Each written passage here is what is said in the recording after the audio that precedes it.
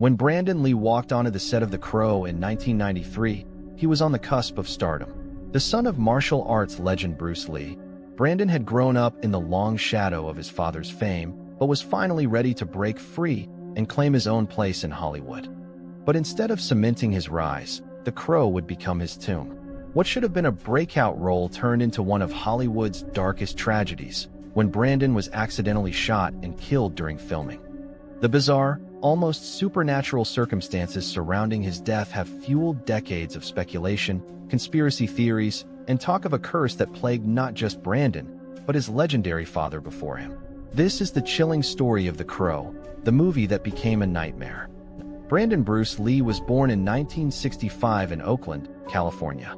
His father, Bruce Lee, was already a rising martial arts star, blending philosophy, discipline, and athleticism into something that captivated audiences worldwide. His mother, Linda Lee Cadwell, nurtured Brandon and his sister Shannon as Bruce's fame skyrocketed.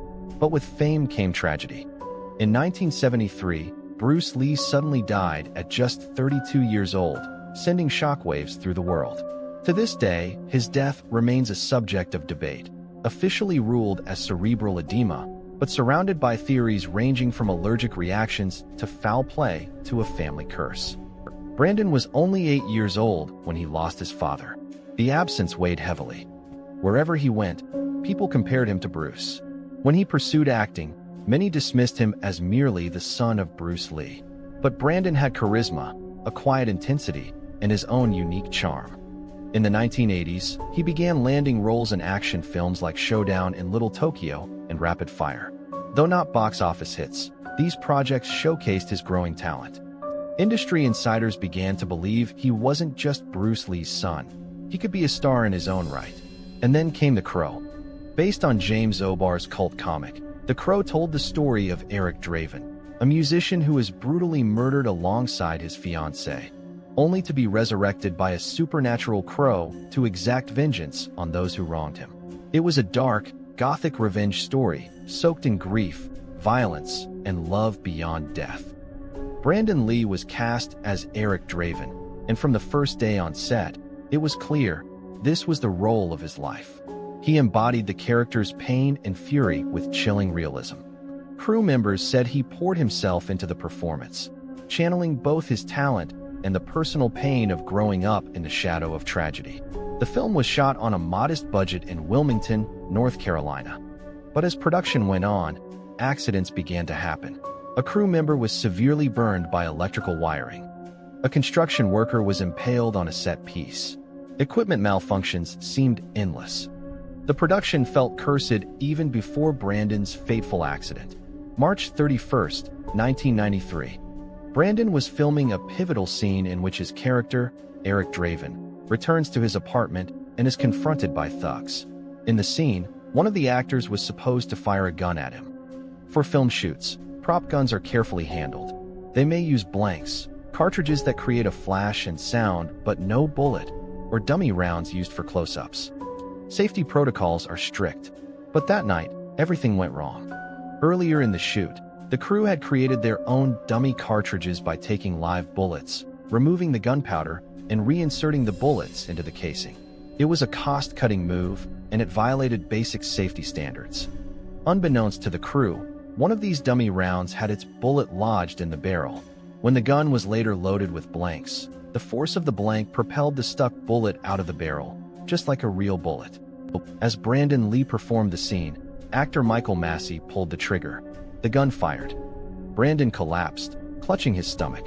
At first, the crew thought he was still acting. Then the horror sank in. Brandon had been shot.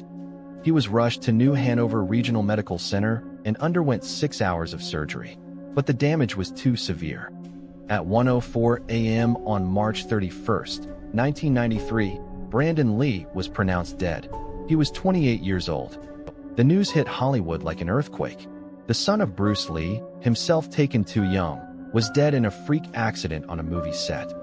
Fans immediately drew parallels to Bruce's mysterious death 2 decades earlier.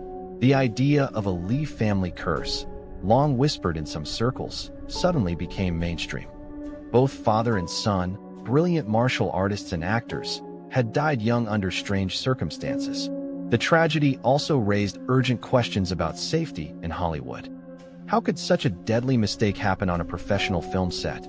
The investigation revealed sloppy practices, budget cuts, and corner-cutting by the production team. No one was ever criminally charged, though Brandon's family later settled a civil lawsuit.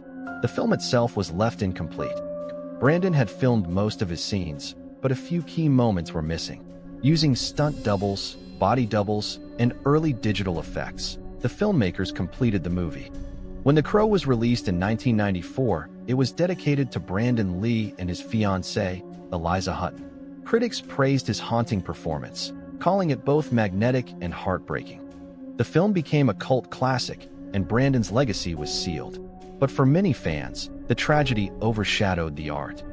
Michael Massey, the actor who pulled the trigger, was devastated. Though he bore no responsibility, the accident was entirely due to negligence in handling the weapon. He never recovered emotionally. Massey later said he took a year off acting after the incident. In interviews, he admitted he still had nightmares about that night. He lived with guilt until his death in 2016. Fans of The Crow sometimes blamed him unfairly, but most recognized him as another victim of a system that had failed Brandon. Brandon Lee's death froze him in time as a tragic figure, forever young, forever on the brink of greatness. The Crow became more than just a film, it became a symbol. Its themes of love, death, and vengeance resonated even more deeply knowing the real-life tragedy behind it. Brandon's performance is still regarded as iconic, and the film holds a permanent place in cult cinema. But the loss also left fans mourning what could have been. Brandon had spoken about wanting to explore deeper roles, break into mainstream Hollywood, and carve out his own identity apart from his father's legend. That future was stolen from him. His sister Shannon Lee has since worked to preserve both his and Bruce's legacies, running the Bruce Lee Foundation and speaking about the dangers of reckless filmmaking practices. The eerie parallels between Bruce Lee and Brandon Lee's deaths fueled decades of speculation about a family curse. Bruce Lee died at 32 under mysterious circumstances, with no clear medical consensus. Brandon Lee died at 28 in a freak on-set accident. Both were rising stars at the height of their powers. Both deaths remain surrounded by conspiracy theories, from mafia involvement to supernatural vengeance. Some point to a prophecy allegedly made by Bruce's family astrologer, warning that the Lee men would die young. Others believe the curse is simply coincidence magnified by the tragedy of losing two generational talents. But for fans, the legend persists. The Lee family carried a burden too great, and fate would not let them escape it. The film itself has carried an eerie aura ever since. Stories of strange happenings on set before Brandon's death only added to the myth. Crew members spoke of accidents, electrical fires, and freak injuries. Some believe Brandon's spirit lingers in the film. Watching his performance, with the knowledge of his death, is an unsettling experience. It's as if life and art blurred, and the role of Eric Draven consumed him.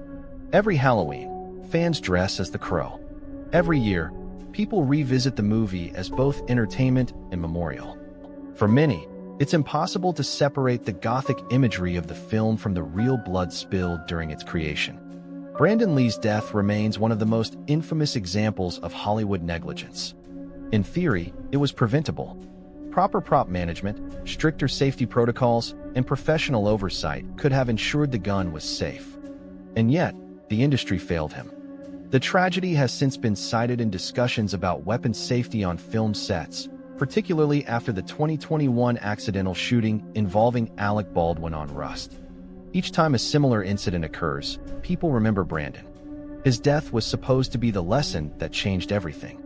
And yet, history continues to repeat itself.